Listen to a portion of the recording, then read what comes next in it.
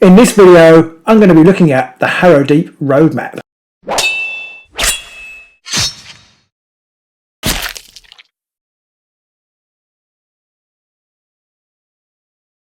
Hello AOS fans, Robin here. It's been a hive of activity at Agents of Sigmar Towers. Harrowdeep, it's on its way, and we've been beavering away to prepare some content for you. But GW, as well as giving us the minimum time to do that, absolutely love to throw us a curveball, and they have done that in the form of the new roadmap, which is causing all sorts of discussion. That was released yesterday. Harrowdeep goes live tomorrow on pre-order, and I wanted to try and get this video out as quickly as I possibly could to talk about the new roadmap and why I think the sky isn't falling in. Some grandees of the YouTube content scene have been saying, oh, it's the end of the world, but it's not. Chicken Little, can he well crit? I don't know, but the sky is not falling in. Okay, the first thing is, if you look very carefully at it, it says that this is the Harrowdeep roadmap. It says Warhammer Underworlds Harrowdeep roadmap, and that's really important to consider from the top, I think. I should say, all of this is entirely conjecture, and I could be as wrong as anybody else out there, but I don't think it's as bad as is being made out. First up, the big news, I suppose, if you haven't seen it, the big news is that going forward, we're going to get 2 core sets from now on in a season. And there's some consternation as to whether is that going to be a season each, or is it just a single season? And I think it is a single season. It's the Warhammer Underworlds Harrowdeep Season 5, which the roadmap is Warhammer Underworlds Harrowdeep Season. And then if you read the text of what Games Workshop say, they say it's a little bit different from previous seasons. Going forward, there'll be 2 core sets released each year, each including a new pair of warbands. It doesn't, nowhere does it say, and it says, look, and it also says, including lots we can't reveal, but we do have a roadmap for what is to come in Season 5 of Warhammer Underworlds. Now, I know we have to take what's written on the Warhammer community site with a little bit of pinch of salt, but that very much suggests this is Season 5. It's got 2 core sets. It might be called something else. Maybe Season 5 is going to be Harrowdeep and Deep Harrow, but that will be Season 5. Okay, that's what I think. Anyway, and the reason I think this is happening, well, there's a twofold reason, but I think the main reason is, I don't know if you remember, probably about 16, maybe even 9 months ago now, Games Workshop, there was a job for a new game designer for Warcry and Warhammer Underworld, but there was also a role for I can't remember what they called, like a studio lead or a head of department or something like that for the same games. And I wonder whether they kind of built Warhammer Underworld from the ground up, and they've clearly not always known exactly how they should do it. I wonder whether they've employed somebody with a bit of experience in living card games, collectible card games, who said we need to be clearer on this, and actually, we're going to do some with defined releases rather than these kind of piecemeal releases that GW do. So, okay, yes, we know we're going to get the warbands at some point, but we also end up with this starter set thrown in there, a couple of decks of cards thrown in here, new board there, and as consumers, we don't know where we're going with that. So I think they've employed somebody who has said, right, it needs to be clearer. Collectible card games, they run on regularity. Stop throwing in off bits, extra bits here that nobody's looking for. And also mirrors what they've done with Kill Team. I don't know whether the same Kill Team comes under the same auspices as Underworlds and Warcry. I can't quite remember. But Kill Team now, they're doing season boxes releases.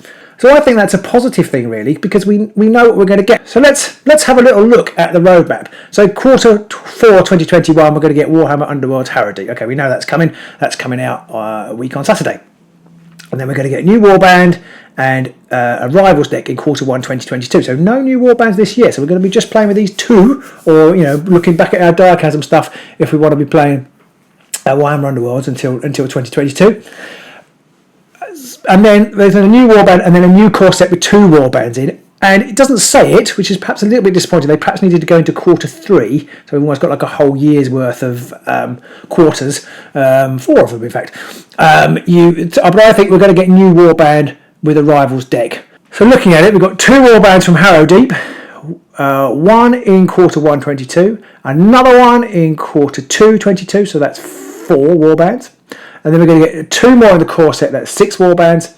And then I reckon quarter 3 2022 is going to include another warband, another rival set, and then at quarter quarter 4 next year, or at some point, I reckon they're going to squeeze in another warband, and that will take us up to 8. And assuming it's the same number of cards, because there's also a rivals deck thrown in, that will be 308 times 2, so 616 cards, which is roughly what you get in a season now. By the time you've had, and I should just say that new core set will have boards and things in it, so extra boards and maybe some tokens, maybe some new mechanics. We don't really know. That's a bit wishy-washy, but that's kind of where we're at the moment, because at the moment we get 8 warbands, and it's roughly equates to a 500 cards, 550 cards, something like that. Each season's been different, but roughly like that. And then they've thrown in Arena Mortis, which has got some more cards. They've thrown in the Essentials pack, which has got more cards. There's various packs got more cards. So this takes it up to roughly 600 cards a year. And they've also normally thrown in a board pack as well, so that's 2 boards. So you're kind of like for like, I think. It's just a bit more formalised, and I think that's really great. Now, there are some drawbacks. One is they haven't really been very clear how it's going to work on the championship scene. I mean, I think this whole thing up to quarter 4 next year is season 5. And I think in the championship document, you know how they reference the icons of what set is valid, then I think Harrowdeep and whatever the next one's called, Deep Harrow, will be valid so they'll do be Chasm and then those 2, and then it'll be those 2 and whatever comes next. And I don't think that they'll go on a yearly schedule. But some people will probably like that confirmation before they buy into Harrowdeep, because it makes a difference if you're only going to use your cards for a year. Then it seems a bit rubbish. But because of that, I don't think they'll do that. I think the 2-year thing works for them, and I can't see, there's not more cards here, so I can't see that they're going to say they're only valid for a year.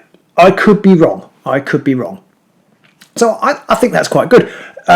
One other potential issue is, what if you don't want to buy both warbands in the core set, the new core set?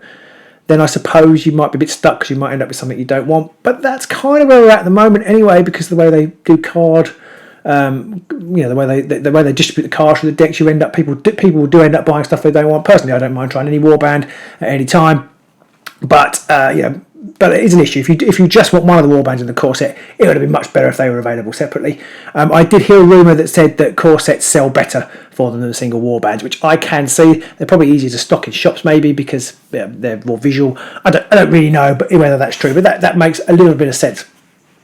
So there you go. I think that it is in a nutshell. I don't think things have very much changed. It's just a bit more formalised. Now, for me, and this is perhaps a personal thing, it's going to fall down if they do this roadmap, but then still throw in Arena Mortis, still throw in some extra decks of cards. That's where it's going to fall down for me, because I'm not interested in that. And I think there's a few people saying I'm turned off by this. I'm not turned off by this day, because I don't think it's much different to what we've got already. But I would be turned off then, because this has an investment with it. And I mean, it is difficult. The price of car stock is going through the roof. GW are being slammed on prices at the moment. I know there's an issue with Australian dollar prices being like the conversion rate is crazy, where it isn't for other companies perhaps, which is odd. And obviously, I don't really know anything about that. But I mean, so you're looking at £65 for this. That is a jump from the initial £40, and it's quite a hefty increase over the years. And then what do you reckon? If we're lucky, it'd be £25 a warband, but I think it's more like 30. So you're looking at £30 each for the 2 warbands. So that's 60, 125. £15 for just the Rivals deck, so 125 did I say, so £140. So you're looking at that sort of £280 a year. Have I done that right? Assuming it's duplicated. I think I did that right. So £280. That's quite a lot of money. It's it's more than £20 a month. It's a lot of money, but it's your hobby. A season ticket for a Premier League football club will cost you an awful lot more than that. I mean, arguably you get more enjoyment. I don't know, but it's all whether you think it's worth paying for. I think what's going to be difficult is for a lot of us, Underworlds is not quite a side hobby, but there's a lot of people out there who want to play Kill Team. They want to play AOS, they want to play Warhammer 40,000, and this is it's a hefty burden on that if the price keeps rising. And of course, there's a lot of card involved in here, and card prices are going up, so there's no guarantee that we won't see further price increases going forward. I'd like to think Games Workshop will build that into their model. They they presumably can set prices now with that in mind, but it's a very hard thing to predict, I guess. So I'm not going to get drawn too much on price. I mean, it's a hobby. If you think it's worth buying, then buy it. If you don't, then buy something else, and that's fine. That's fine. But there we are. That is what it is. In summary, then, what we've got isn't that different to what we already had.